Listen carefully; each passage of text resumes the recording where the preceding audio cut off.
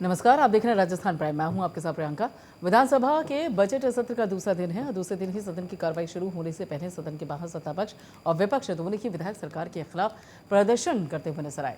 JMM के विधायक लॉम्बीन हैम्बरस ने अपनी सरकार और सरकार के मुखिया हेमंत सोरेन के खिलाफ जमकर बरसे और मुख्यमंत्री पर राज्य की जनता को ठगने का आरोप लगाया। वहीं पर भाजपा सदन के बाहर बैठे बेरोजगारी और कोयला चोरी जैसे मुद्दों को लेकर सरकार को घेरते हुए भी नजर आए।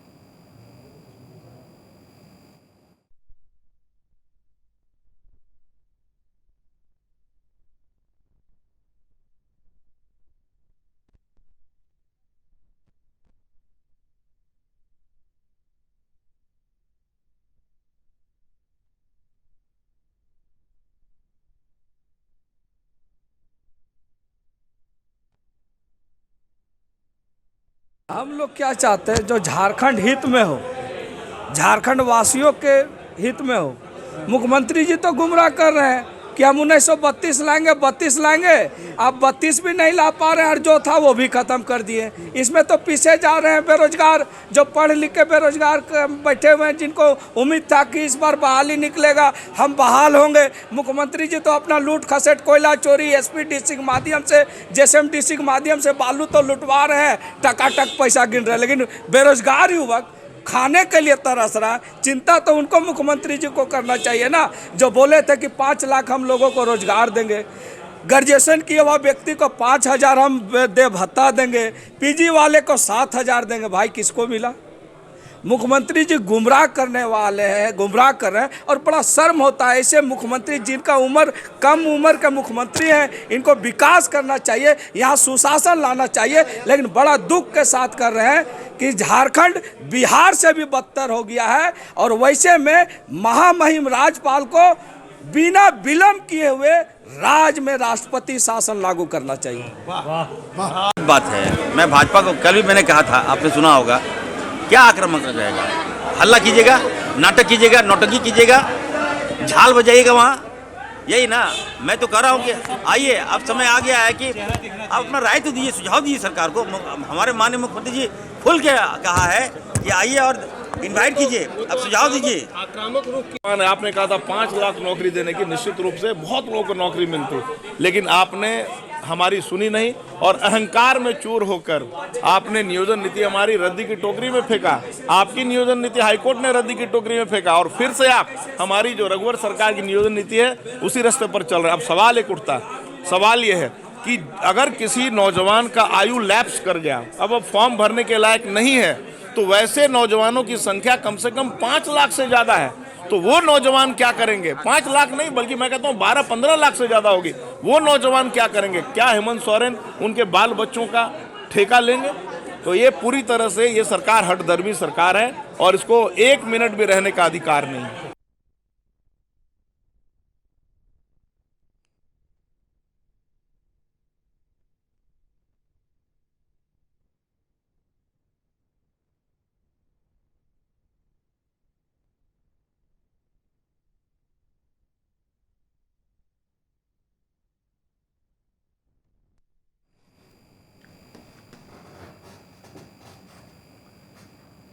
बीजेपी विधायक दल की बैठक संपन्न हुई है और इस दौरान बाबूलाल मरांडी ने मीडिया को संबोधित करते हुए सीधे हेमंत सरकार पर निशाना साधा।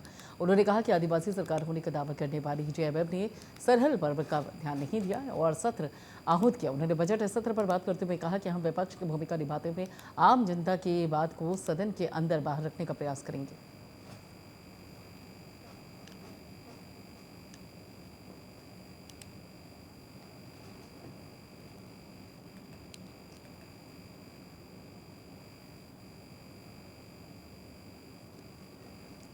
की घटना आप सबको पता है कि उन्हीं के विधायक, उन्हीं के नेता किस प्रकार से बोला, अफसरों का कैसे ट्रांसफ़र पोस्टिंग में पैसे होते हैं, अपराधियों से कैसे 60, 40, 50 पैसे वसूले जाते हैं, ये किसी से छुपा हुआ नहीं। तो ये कोर जिसको कहते हैं मुद्दा है, और उसके पास साथ बाजार समिति का जो शुल्क 2% वो भी मुद्दा हम लोग उठाएंगे, और साथ ही जो कोर्ट फीस को भी सरकार ने जो बढ़ोतरी की है वो भी गलत है, क्योंकि उससे में भी एक प्रकार से भूमाफिया या बड़े बड़े लोगों को ही मदद कर रही है, क्योंकि गरीब तो आप टाइटल सूट या बाकी ऊपर के कोर्ट में जा ही नहीं सकता है, कैसे नहीं कर सकता है, उनके लिए तो प्रॉब्लम हो जाएगी, उतनी पैसा होगी तभी ना वो लड़ पाएंगे गरीब बेचारा।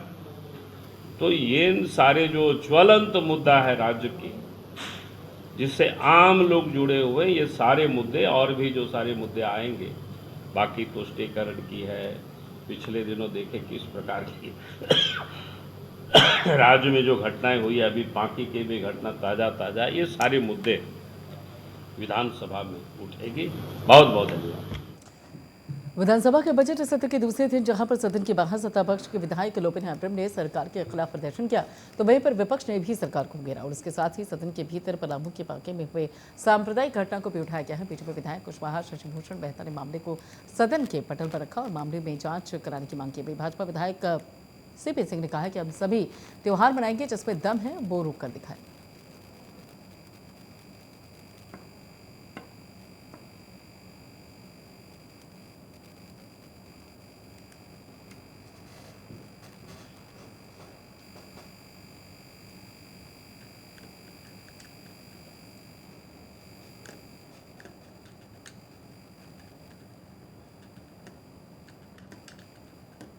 से छेड़छाड़, इरफान अंसारी इस तरह का बात बोलता है, इसका क्या अर्थ हुआ?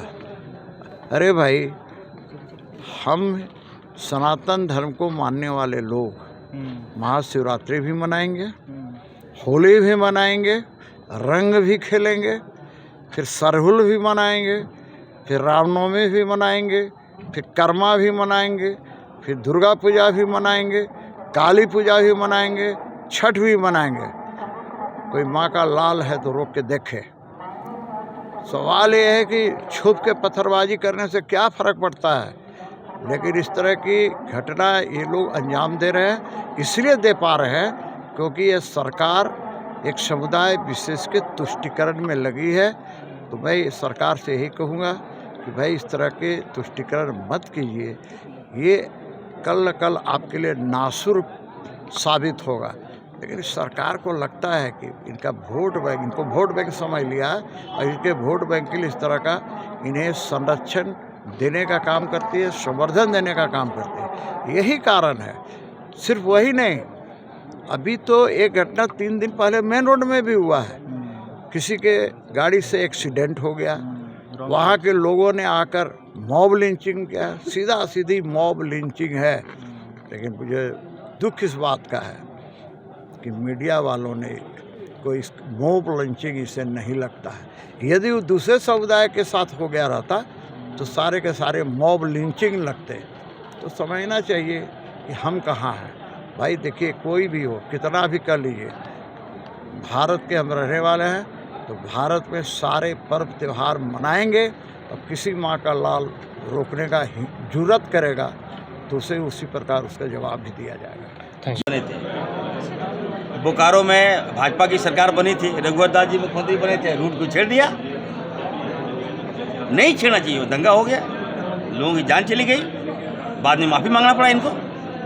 तो हम लोग भी देखिए, हम लोग भी जाते हैं, रामनवमी के मीटिंग में हम जरूर जाते हैं, ईद के मीटिंग में जरूर जाते हैं। और जो रूट पहले से हमारे जो पुरखों से जो चला रहा है उसे छेड़छाड़ नहीं करते हैं, क्योंकि सबका, हर आदमी का अपना अपना सम्मान है, हर धर्म का अपना सम्मान है। तो ऐसा नहीं कि वहाँ शिव मंदिर में वहाँ गेट लगा रहे थे, दंगा हो गया। अरे ऐसा आप साबित कर दीजिए। और ख़ास करके मैं कहना चाहता हूँ, यही लोग दंगा फैलाता है, भाजपा के लोग जानबूझ के, दोनों समाज में जानबूझ के। सुनिए, और अगली खबर गिरिडीह के सरिया थाना क्षेत्र से है, जहां पर पुलिस ने लूटकांड मामले में 2 आरोपियों को धर दबोचा है। और पुलिस ने बताया कि बीते 3 जनवरी को बंदूक की नोक पर 4 आरोपियों ने अरुण कुमार अग्रवाल के घर में लूटपाट की घटना को अंजाम दिया था। घटना में पीड़ित अरुण कुमार अग्रवाल के लिखित आवेदन में मामला दर्ज कराया गया था, जिसके बाद तकनीकी सूत्रों की सहायता से अपराधियों को चिन्हित कर छापेमारी की गई और छापेमारी में पुलिस ने आरोपियों को गिरफ्तार कर लिया।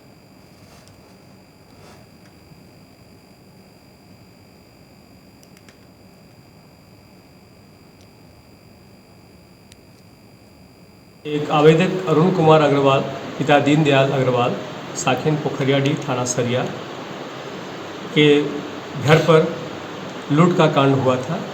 इस संबंध में सरिया थाना कांड संख्या 2/2023 धारा 392 भादवी दर्ज किया गया था, जिस पर आरोप लगाया गया था कि कुछ लोग आए थे, 4 आदमी, जो बंदूक के नोक पर इसके घर में लूट किए थे और जेवर वगैरह जो है लूट के चले गए थे।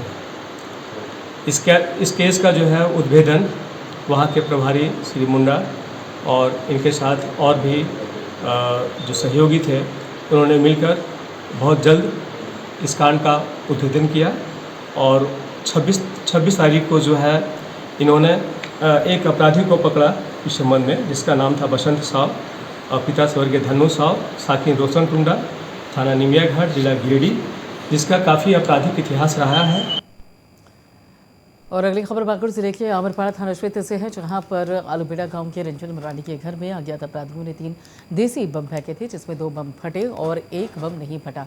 घटना में किसी के हताहत होने की सूचना नहीं है। बताया जा रहा है कि अज्ञात अपराधी 4 मोटरसाइकिल से आए थे और रंजन मराठी के घर पर 3 बम फेंककर जंगल की ओर भाग गए। घटना की सूचना मिलते ही पुलिस मौके पर पहुंचकर 1 बम जब्त कर लिया और अपराधियों को पकड़ने में जुट गए हैं।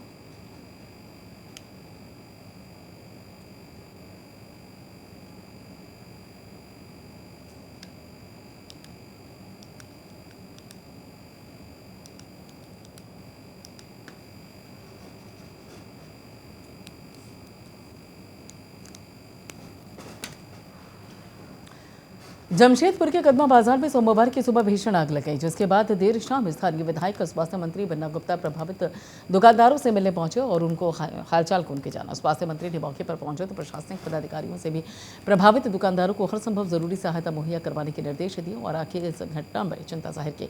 बता दें कि आग की घटना में करीब 2 दर्जन दुकानें जलकर राख हो गई और जिसमें लाखों के नुकसान का अनुमान लगाया जा रहा है।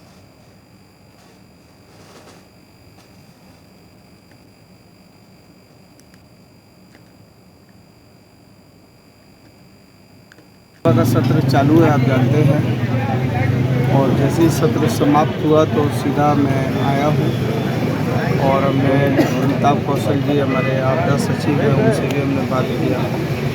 हमारे उपायुक्त हैं पूर्वी सिंहभूम, उनसे भी बातचीत किया। SDM साहब खुद यहाँ हाजिर हैं।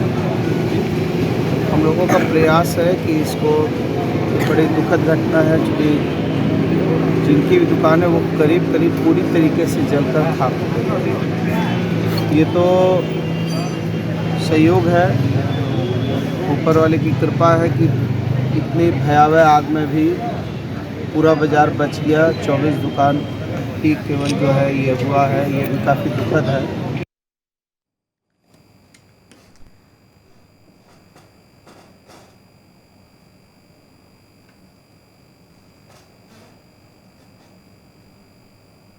और अगली खबर धनबाद के धोबजाजी थाना क्षेत्र से, जहां पर एक 15 वर्षीय छात्र की धारदार हथियार और पत्थर से कुचलकर बेरहमी से हत्या कर दी गई, जिसमें पूरे क्षेत्र में सनसनी फैल गई। घटना की सूचना पर पुलिस मौके पर पहुंची मामले की जांच में जुट गई। वहीं पुलिस ने इस मामले में 2 युवकों को हिरासत में लेकर पूछताछ कर रही है। फिलहाल पुलिस ने शव का पोस्टमार्टम के लिए भेज दिया है।